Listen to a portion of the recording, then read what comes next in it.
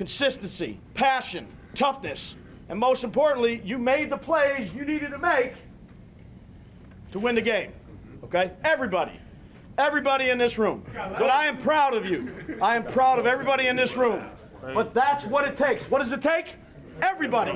Let's come back ready to work. Giants on three. 1, 2, 3. Giants!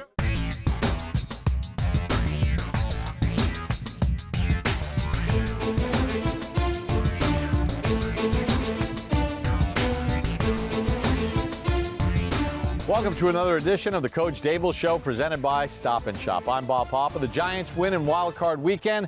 On to Philadelphia to take on the Eagles in the divisional playoff round. We got a big show lined up for you. Player Spotlight.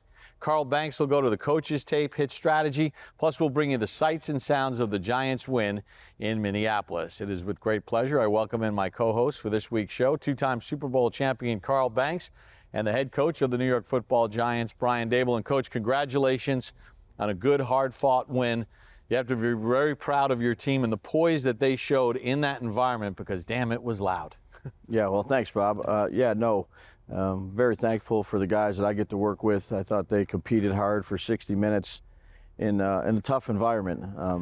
We get out there on the first play and get a holding penalty by Gates, and they throw his picture up on the Jumbotron with what he said, and then it gets, 20 decibels louder. So definitely a tough environment to play. They had a great fan base out there, but certainly proud of the guys, the way they competed, and most importantly, executed all the way to the end. Coach, you talk since day one about the importance of preparation. And I think when we look at this game, the preparation, I think, is what really allowed your team to perform at the level and not be distracted, because you could just tell from the minute they walked on the field that they knew what they were going to do every time they broke the huddle. Yeah, I think that's important for players is if you're confident in your preparation and your practice habits and you've watched the tape and you know the game plan inside and out, then you can go play free with confidence. And I think that's certainly important for players. I think it's important for play callers. To make sure that you do what you need to do to get ready to play the game. And if you know you did everything you could do, then you can live with the results and you can go out there and play fast, you can play physical, you can play free, and you can take it one play at a time and just go out there and execute. Coach, obviously the end of the game, Slayton drops the pass, so instead of being able to maybe take a knee at the end of the game, you got to get a stop. Just talk about the play that Flott made and then the play that Xavier McKinney makes to make sure that they don't get that third and fourth down, being disciplined, playing their proper technique. Yeah, no, it's a testament to those guys. Jerome and Mike Trier do a really good job with the back end, and we've had a lot of different combinations throughout the year. Obviously, Wink has a system where we can put a lot of different players in certain spots, and it's something that we kind of changed toward the end of the game where we put McKinney on Hawkinson, and what a great play there to end it, and then Flott's play there on 3rd and 9 on the crossing route there. He had a play similar to that early in the year where it was close, but we just didn't have it. And those are, for not playing a whole bunch in that game, to be ready to come off the sideline and be ready to go and understand your assignment and play fast. I just thought those guys did a really good job, two game-winning plays. And then you can't discount the pressure that happened on that particular play. Dexter Lawrence I don't think there was another option available to the quarterback because he was in the backfield so fast. Yeah, Dex did a really good job of getting pressure in the middle of the pocket, not just on that play, really throughout the game. And those last 3 plays, if you watch it, Dex had pressure after pressure after pressure. I thought Leo added some stuff. Thibodeau, it's just total team defense. You have to make those plays in the biggest moments, and, we did, and thankful that we did. All right, so on to Philadelphia, third meeting between the two teams. A lot of familiarity. You played them twice late in the season. One of the things that stands out about that football team is their ability to get after the quarterback and what the pressure that they can bring up front, not only from the outside but from the inside. Just talk about that talented group and dealing with that. Yeah, it's probably one of the most talented groups in the league. Obviously, was close to breaking a sack record. I think they do a good job of stopping the run. They got some veteran guys that can really get after it on the edge, and they got some guys inside that have played a long time too. Cox has been one of the best for a while. Reddick, Sweat will be back there. It's a big challenge to go against this front. Coach, the quarterback is as they say, a 5-tool player. If it were baseball, he can do just about everything. the fact that you do have to account for him as an 11-on-11 player, and you know him well, what are the pressures or the stresses that he can put on your defense, both inside and outside of the pocket? Yeah, he can affect the whole field. He has a tremendous deep ball, one of the better deep balls with, receivers that can go get it. Goddard's back.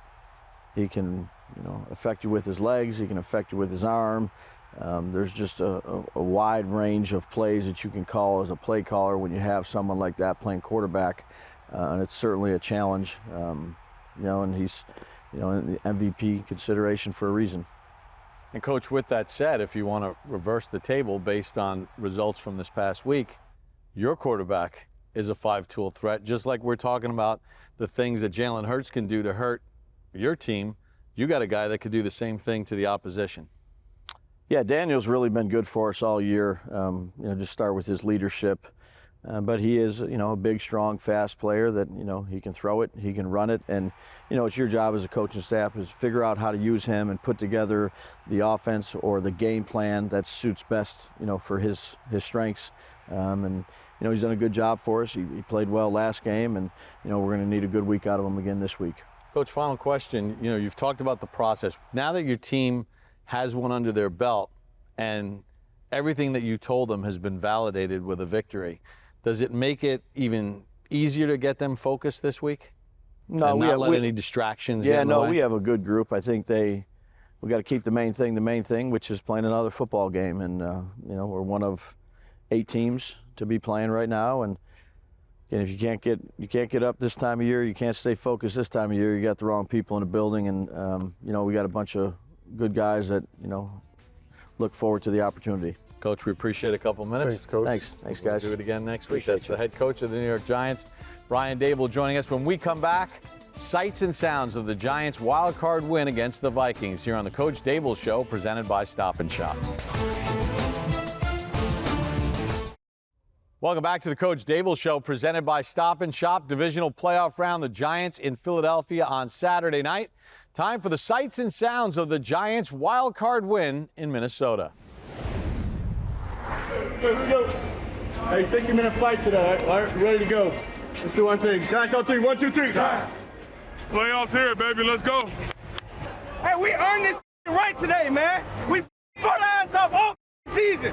We put ourselves to that grind. Let's go make that count today. We only get one chance, man.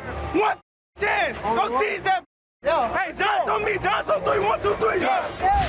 Jones over center this time from the Giant 35. Play fake to Barkley. Jones back to throw. Swings it left. Completes it up the left sideline. Slayton makes the catch, and he's tackled at the Minnesota 43-yard line. Breida in the right left slot goes in motion. Toss left for Barkley. Gets a block. Barkley to the 25. Barkley to the left sideline to the 10 to the 5. Touchdown Giants. Saquon Barkley on a 28-yard burst.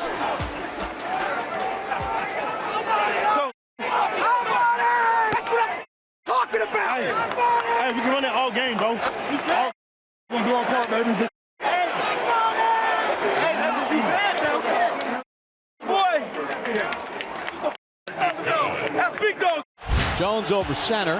Jones back to throw. Has time. Zips it over the middle. Wide open is Slayton at the 40. Down the right sideline to midfield to the 40-yard line of the Vikings. Lowers his shoulder, and he's finally chased out of bounds at the Minnesota 32-yard line by Cameron Bynum. First and 10 at the 14.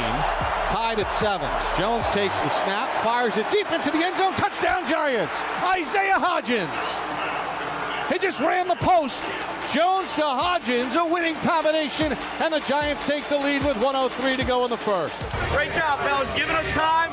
One play at a time, right? One play at a time. Good work. Hodgins to the near side right. Slayton in the slot. Jones over center. Second down. Play fake. Jones rolls left. Throws left. Wide open for the touchdown is Bellinger. Come on.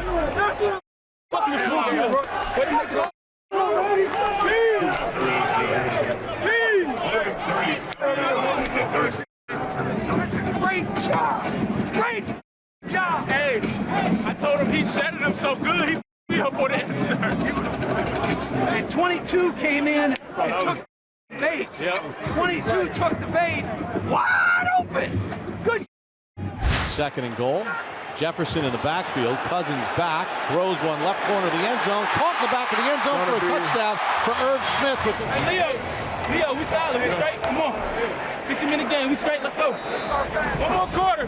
Gotta go win it right here. Gotta win one more quarter. 1st and goal at the 2.5. Barkley in a one-back set. Jones over center. We need it. We need all of it. Oh, Saquon for the TD. Jones takes the snap, handoff Barkley, hit, and dives ahead. And is he in for the touchdown? Yes, touchdown Saquon Barkley. There you go. There you go. Yes, sir. Yes, sir. The Giants have the lead with 7:47 to go in the ball game. Great job. Great job, boys. Great job. Great job. Let's go. Get ready to go. Hey, let's get our minds right and go back out there and get another one now, okay? That's what we're probably going to have to do. Let's go. Okay. I'm going to stop. You're the closer, right? I'm calling you. I need you to pick up. All right, hello. All right, I'm here. Vikings have 2 downs to make 8 yards from their own 48-yard line. 3rd and 8 for Minnesota. 3 receivers left. Shotgun set for Cousins. Empty set. Cousins has played a tough game tonight. Takes the snap. He's back to throw. Has time. Throws one to the right. Incomplete. Intended for Osborne. And it was broken up on the play by Cordell Flott. Giant fans behind the bench here at USA Bank Stadium trying to get loud. Cook to the right of Cousins. Cousins calls out signals, takes the snap, he's back to throw, he's under pressure, got hit as he throws, completes it to his right, but he's short of the first down as Hockenson, he's wrapped up. What a play by the Giants. Heck of a play. They threw it short to Hockenson, and the Giants rally to the ball, and Xavier McKinney makes the play of the ball game. And the New York Giants will go to the victory formation, and up next for Big Blue, a trip to Philadelphia to take on the Eagles in the divisional playoff round. Hey, let's go Big Blue. We on to the next. Let's get it. Kings. It's on to the next, man. All one in the playoffs not easy, but anything can happen. Like we always say, put us in the game, gonna make some magic. Let's do it. Carl, obviously it was a wonderful trip to the Giants going to Minneapolis and winning this football game. They were not at all bothered by that environment, and you can see that in this football game. Well, you know, I think the one thing that we realize with this team is they don't allow a lot of unnecessary distractions, right? So they were focused. They focus on the preparation. You hear the coach talk about it all the time. It's how we prepare, and it just seems like their preparation gives them a focus that they don't have to allow a lot of other things to factor in. And the Giants will need that same kind of focus this week, traveling down to Lincoln Financial Field. When we come back on the program, the Player Spotlight here on the Coach Daboll Show, presented by Stop and Shop. Welcome back to the Coach Daboll Show, presented by Stop and Shop. It's the Giants and Eagles in Philadelphia on Saturday night. Time for this week's edition of the Player Spotlight. Thanks, Bob. All right, Sean O'Hara here with the Giants stud left tackle and recently named to the All-Pro team, second team. Congratulations on that individual honor. Most importantly, congratulations on the playoff victory against the Vikings. Take me through kind of the lead up to that first playoff game for you in the NFL, and then what was it like after the victory? Yeah, once we clinched after playing the Colts, just excited for the opportunity. You know, my first 2 years weren't pretty here, so having an opportunity to play in a big game like that was a lot of fun. Coach Daboll told us that experience didn't matter. It's just about executing when you get there, and we did a good job of that. Yeah, it's all about execution, right? And against the Vikings, one of your best performances of the season. Not one pressure allowed, I think, through 46 pass plays. That's pretty impressive. What have you done to hone your craft, and why has this season seemed, I don't want to say easy, but you just seem so confident in your footwork and your punch and everything? What changed for you?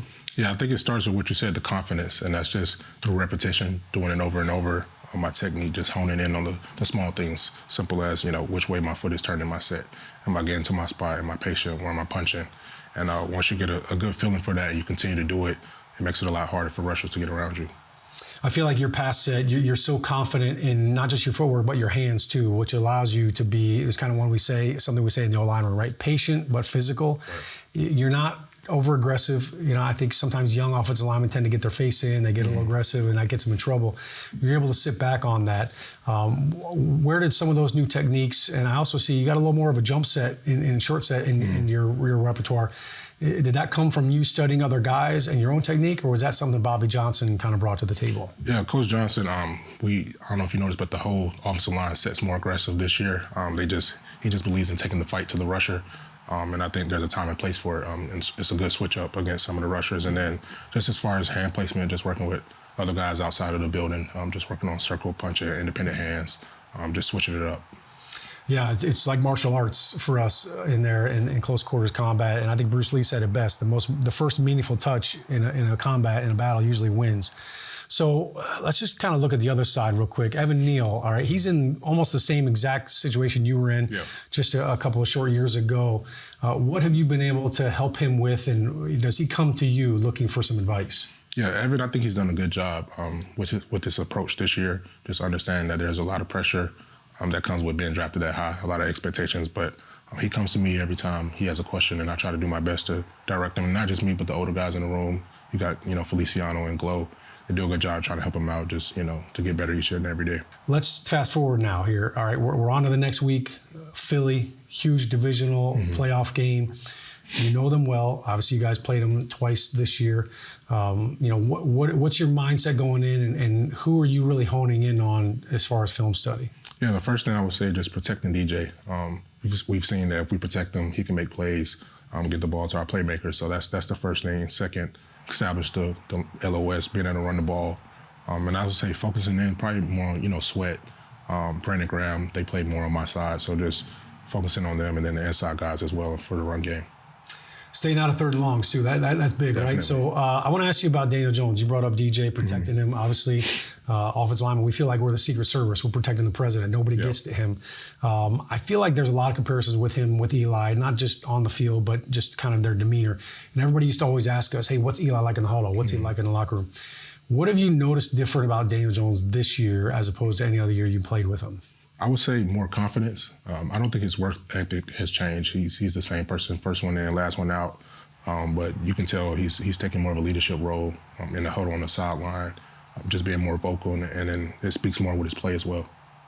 I know you're a true pro. Everybody that talks about you in this building talks about what a classy guy you are and how you're always ready to go to work and you always put in the time. So looking forward to seeing that pay off for you. Good luck this week against the Birds. Appreciate you. All right, thanks for the time, Andrew.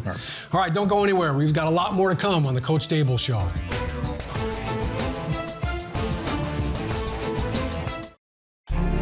The Giants would travel down the road to face their bitter rivals, the Philadelphia Eagles, in the 1981 NFC Wildcard playoff game.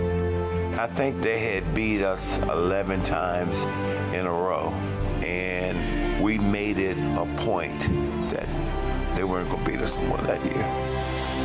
The Eagles were a 7-point favorite, but the Giants scored on their first two possessions and opened up a 20-0 first quarter lead when Mark Haynes recovered a fumble in the Eagles' end zone. Want to come to the right, and Henry will take it. He drops it at the 5.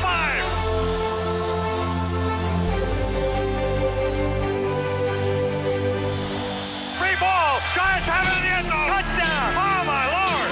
Giants got a touchdown. Scott Bruner connected with Tom Mulledy to give the Giants a 27-7 halftime lead. Bruner at the 30. He's going along the end zone.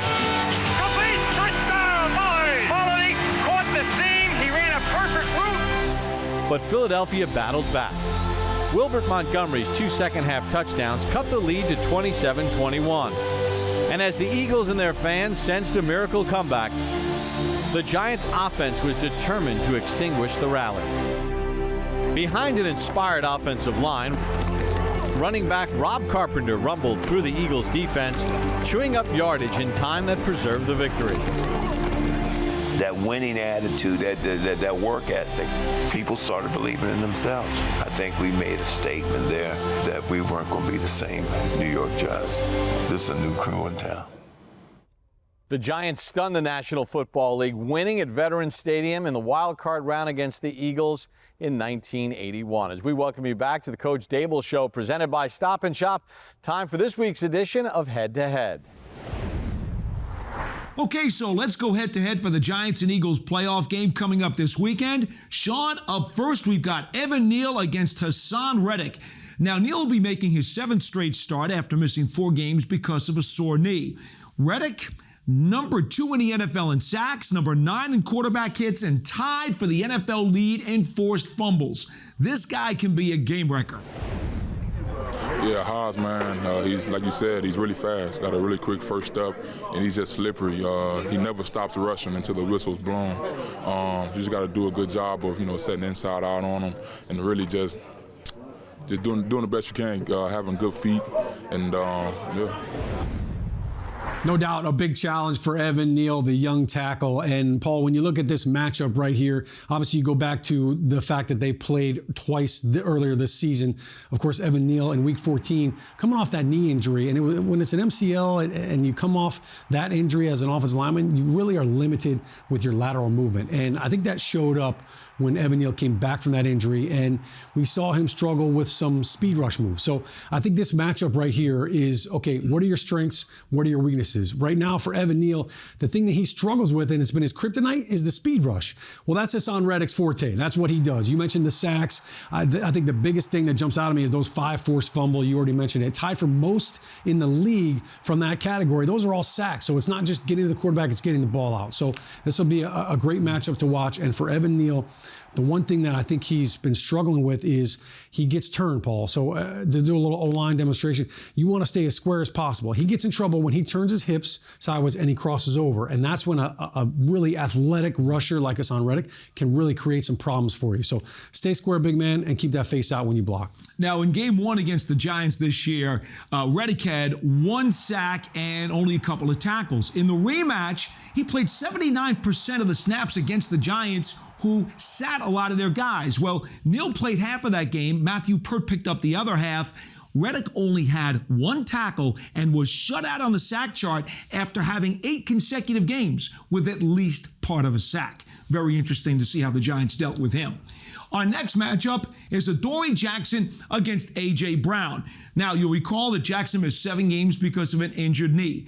Then came back against Minnesota and only missed 2 snaps against the Vikings and tied his season high with 7 tackles, Sean. And on the other side, A.J. Brown, top 5 in the NFL in receiving yardage, receiving touchdowns, and average yards per catch, and his 88 receptions. That is his career high. This is a guy who can make a big play at any time. I think he possesses that mentality to want to change the game, regardless of what's going on. And he's dynamic. Like when he gets the ball in his hand, very electrifying. You don't know what he may do. Like I said, he might catch a slant and go to yard, or he might catch a deep ball. He can do a reverse, run the ball. He just possesses an elite skill level for the receiver position. As we look at this matchup, Paul, I think it's important to go back and look at last week against the Vikings. Obviously, Justin Jefferson, everybody is trying to slow him down, just like they're going to try to do against A.J. Brown. How did the Giants do that? Well, they put Adoree Jackson on him. He covered Justin Jefferson 85% of the snaps. And after the first drive, Paul, Justin Jefferson had 3 catches for 16 yards. So he basically locked him down. And I think that's one of the things that you look at with Adoree Jackson. His resurgence and coming back from that injury, coming back healthy, has been a huge factor for this defense, huge factor for them in coverage, but also in tackling. And I think that's where this matchup against A.J. Brown is so crucial. You know A.J. Brown's going to be explosive, and you know they're going to send him deep. But I think for Adoree Jackson, he's got that recovery speed. He's healthy. His legs actually look fresh. But the biggest thing is tackle A.J. Brown once he gets the ball. You cannot let him run after the catch. Yeah, Jackson had only 3 missed tackles this season, to your point. And even though he was only targeted 60 times, opposing quarterbacks only completed 52% of their passes against him, and that is Jackson's career best since he came into the league. That'll do it for head-to-head this week. Now back to Bob. Carl, it's pretty remarkable what Adoree Jackson was able to do, having missed all of those games, and basically limit Justin Jefferson to 1 catch in the second half He did a marvelous job in this game. Well, what a difference a player like him makes in your scheme, because it allows you to really dictate terms in terms of how you want to take away or contain a team's best player. And having a guy like Adoree Jackson there, even with help, can really allow you to allocate resources to other areas of the football field. And they're going to need him to play big time this week against a talented receiving corps. We're going to take a timeout. When we come back on the program, Madeline Burke joins us for Over Under here on the Coach Daboll Show, presented by Stop and Shop.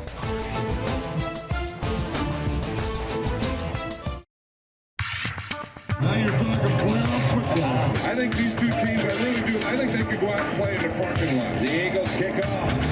This is Ron Dixon. Up to the 10, 15, breaks right 20, 25, 30. There goes Dixon to the outside. It's a foot race. Ron Dixon to midfield. Ron Dixon's going to score. But this is the best way you can ever imagine to start a football game. And Giant Stadium is ready to explode. Dixon's amazing run fired up the fans and the Giants defense.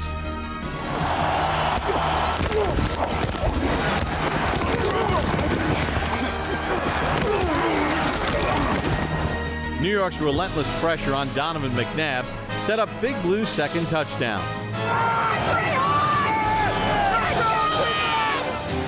McNabb again over center. Drops straight back. Giants on a blitz. McNabb hit as he throws. Swings it right. And the pass nearly it is intercepted by Seahorn. He's got it on the run. Down the left sideline. Cuts it at the 10. 5. Touchdown! He batted it first. Somehow it did not hit the ground. And then he captured it, took it down the far sideline. Jason Seahorn gives the Giants a 16-0 lead. Hey, I've never seen a play like that, man.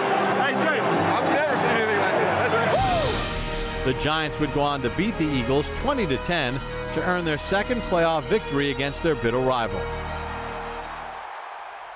The Giants and Giants Stadium exploded with Ron Dixon's kickoff return as the Giants beat the Philadelphia Eagles in the divisional playoff round of the 2000 playoffs on their way to Super Bowl 35. As we welcome you back to the Coach Daboll Show, presented by Stop and Shop, time to send it over to Madeline Burke in this week's edition of Over Under. It's a divisional round edition of Over Under. We are headed to Philadelphia as the Giants take on the Eagles. You know the rules, so let's get into the game, fellas. Sean, I'll start with you. First, Over Under 9.5 combined tackles by Xavier McKinney in Philly. Yeah, that's an interesting one. I think Xavier McKinney is going to have a pivotal role in this Eagles offense because they run a lot of quarterback zone read aspects of it. So I'll take the under on this one. I think Jalen Smith has a big game, and I don't think you want your safety being one of your leading tacklers. You don't want them, the rushing game, getting up to that. But the amount of times that they throw the football, Xavier McKinney could have a very big game. I'm with you on the under because, as I say, when your safety's making a lot of tackles, that means your defense is being stressed to the absolute limit. I hope he goes under because that'll mean a better team defense for the Giants. I'm going to agree. Unders across the board because, again, like last week we saw Xavier McKinney with 8 total combined tackles. I think it'll be around that number again this week. All right, Amani, over under 5 quarterback hits from Dexter Lawrence and Leonard Williams combined. Yes, please. Absolutely. I think he's going to go over that. We're going to go over that. The way the defensive line has been getting pushed together, the way Dexter Lawrence has been playing, and couple that with Wink Martindale's ability to bring blitzes and pressures from all over the field, I think it's going to be over. Yeah, I'm going to take the over on this as well. Dexter and Leo combined for 6 quarterback hits last week against Minnesota. So Leonard Williams did not play in the Week 14 matchup against Philadelphia. And I think when you look at this Eagles offense, especially their line, look, Jason Kelce is a little bit of an undersized center, so that's going to be a matchup to watch. Dexter Lawrence, we saw what he did to some of the interior linemen for the Vikings. I mean, he was out there bowling, knocking pins over left and right. So give me the over on quarterback hits at 5. Over solidarity strikes again. I'm taking the over as well. I think we saw these guys getting in, causing some pressure last week. Even though they didn't get a single sack against the Vikings, I think the pressure is going to increase. High energy game in Philly. Give me the over on this one. All right, Sean, we got two mobile quarterbacks in Daniel Jones and Jalen Hurts. So over under 18 rushing attempts by quarterbacks. I think this is the easiest one of this episode right here. I'm going to take the over because Daniel Jones just had 17 carries by himself. And when you look at Jalen Hurts, I know everybody's saying, oh, well, he's coming back. Is he 100% healthy? This was a shoulder injury. This was not a leg injury. So he's going to tote the rock. Think about this. Jalen Hurts played in 2 games less than Daniel Jones and still had 45 more carries. So he's going to get a lot of runs as well. This is an easy over for me. I think it's going to be an under because I don't want Daniel Jones to be running the ball as much. And I think Jalen Hurts, with his throwing shoulder injury, I don't think they're going to want to run him as much because that can. We've seen what Gardner Minshew, how that affects the rest of the team and how their offense just doesn't work the same. I'm going to go under. This is a tough one. When you put it that way, I was taking the over, but now I'm tempted. I don't know. But you know what? I'm going to go with the over. I think right around 18 is going to be the sweet spot. Like you said, though, I'd like to see Saquon Barkley's rushing attempts go up. He had 9 last week. I'm sure he'll be toting the rock quite a bit this week. All right, finally, over under 1.5 takeaways by the Giants defense, Monty. Ooh, I'm going to go over.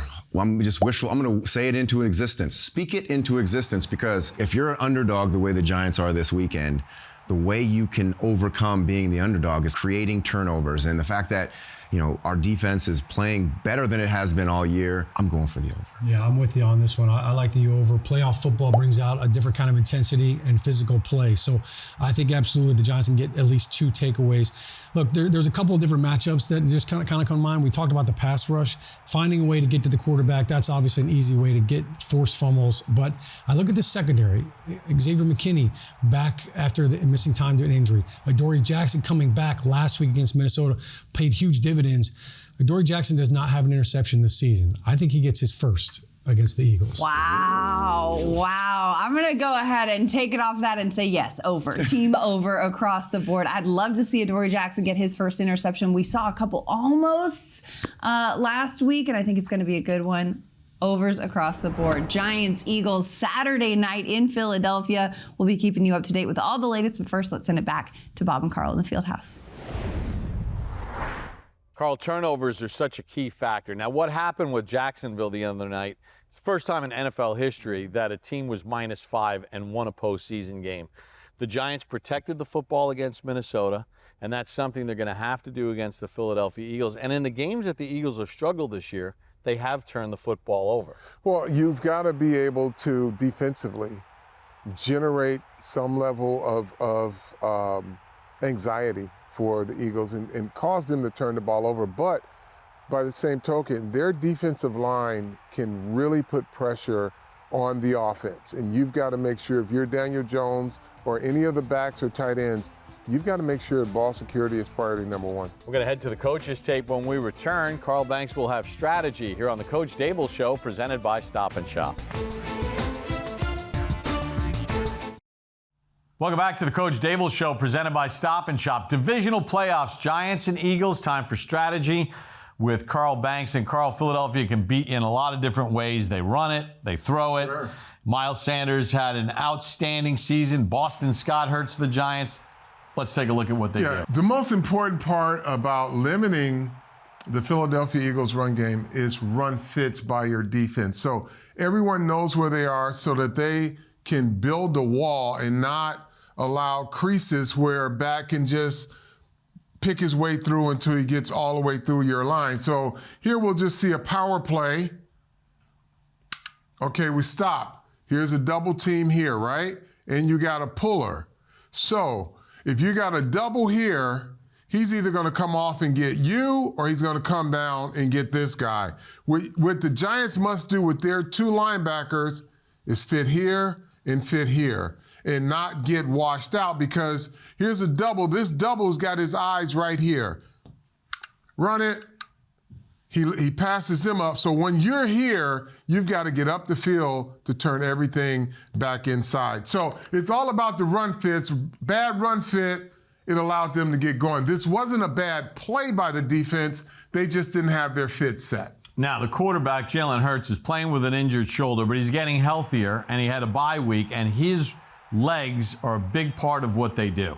Yeah, and here we are right here. Now, this is a design run, is basically just a little counter trap, and it's designed to get your outside defender in a bunch, right?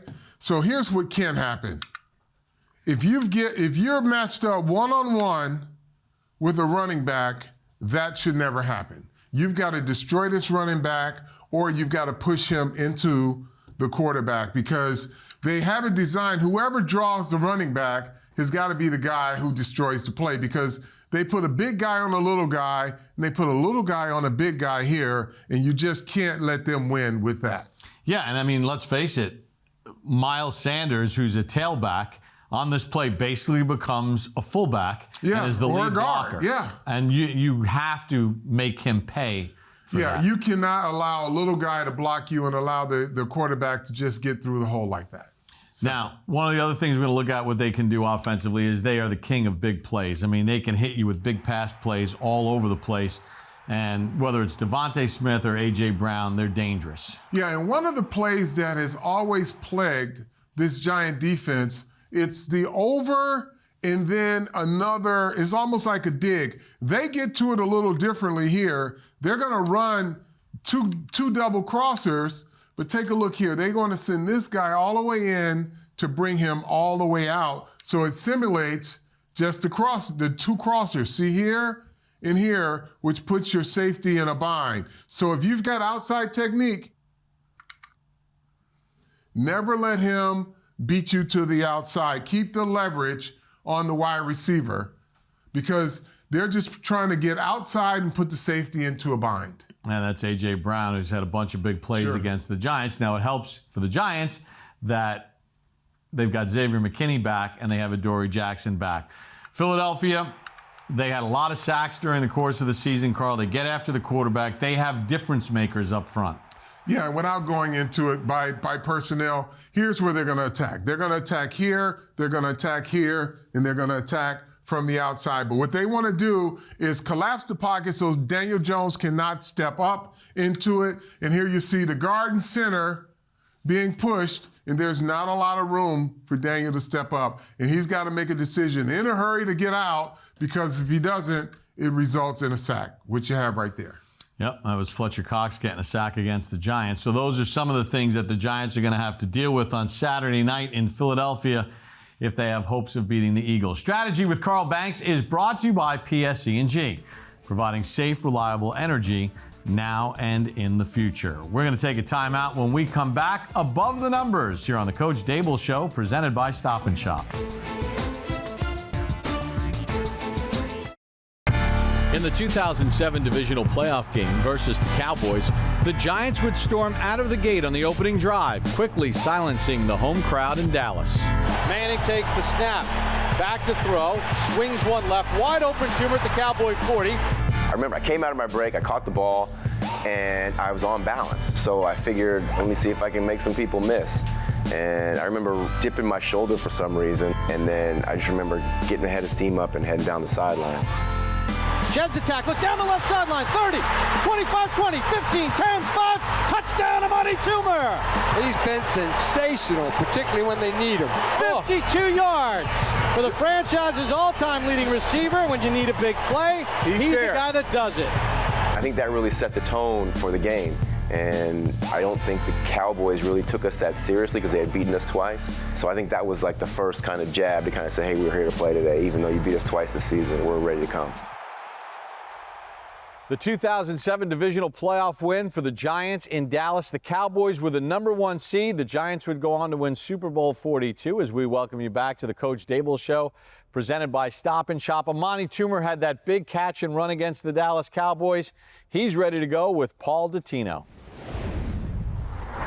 All right, so let's go above the numbers for the Giants and the Eagles at the Link in this weekend's playoff game. Amani, who do you have first?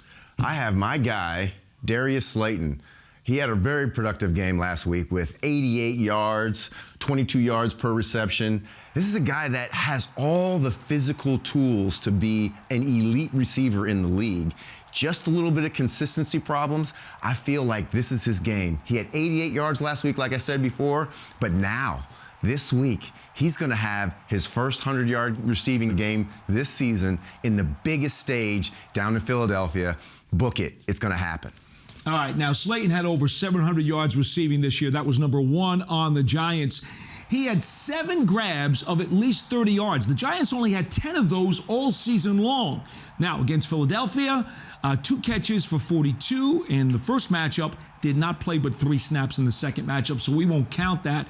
But interesting, he goes into this game having gone 9 straight without a touchdown catch. Let's see if he can break through. Now, I have Julian Love. We all know what a terrific season he's had. He is number 3 among NFL safeties in tackles this year.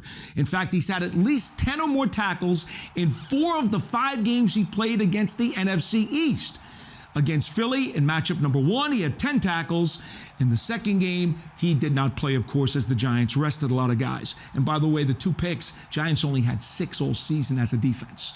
Julian Love has had an impressive season this year and really making a name for himself in that secondary, really coming along as a player. He definitely needs to play above the numbers. All right, Amani, I'll give you one guess who's below the numbers this week. Jalen Hurts. He has had a phenomenal season, really a breakout season for him. The fact of the matter is that he's coming off an injury to his throwing shoulder and didn't look spectacular versus the Giants last time we played, which is the last week of the regular season. So this is a guy who, if he does not play up to his level, we saw what he played like with Gardner Minshew, the backup. The whole team is just a little bit different. So if this guy doesn't play up to his standards that he had set throughout the entire season, we're going to look at a team that's not as great on offense as they've been for the majority of the season. All right, we know he is a double threat. In fact, Hurts is one of only 3 quarterbacks joining Kyler Murray and Cam Newton in NFL history, having 3,500 passing yards, at least 20 touchdown passes, and at least 10 rushing touchdowns in a single season. Now, against the Giants in the 2 matchups this year, he completed 62% of his passes for an average of 223 passing yards. Now, in the 2 games combined, he threw 2 touchdown passes, 1 interception, was sacked 7 times, and ran the ball 16 times for 90 yards and 1 touchdown. We'll see how it works out this week. That will do it for Above the Numbers. Let's go back to Bob. Carl, a healthy Jalen Hurts hurt the Giants in the meeting at MetLife Stadium. You got to think that they're going to see a better version of Jalen Hurts than what they saw 2 weeks ago when he first came back from injury. And I guess you want to test that shoulder and get as many hits on him as you can because to see if he's really 100%. Yeah, well, the only problem with that, Bob, is that they know it, and their offensive line is a very prideful group, so they're going to try to limit the amount of hits that you can put on their quarterback, and then it's up to Jalen Hurts when he's in the open field to protect himself. But, yeah, in theory, that's what you want to do when you get your opportunities. But that offensive line is, they're going to do their best to try to protect them. So just be good tacklers is what you got to be. And if the opportunity presents itself, then you put a smack on them. But it's not going to be as easy as you think. Doesn't get any better than playing the Eagles, does it? That's right. It's going to be a lot of fun. It's Eagles week for the Giants this week in the divisional playoff round. And this week's game is presented by Citizens, the official bank of the New York Giants. Is made ready for Giants fans. Visit citizensbank.com for more info. Remember, after the game, make sure you tune in to Giants Postgame Live, presented by NFL All Day. We'll have the immediate reaction from the Giants and the Philadelphia Eagles. So for Carl Banks, Coach Daboll, and our entire crew, I'm Bob Papa. Thanks for joining us for this edition of the Coach Daboll Show, presented by Stop & Shop.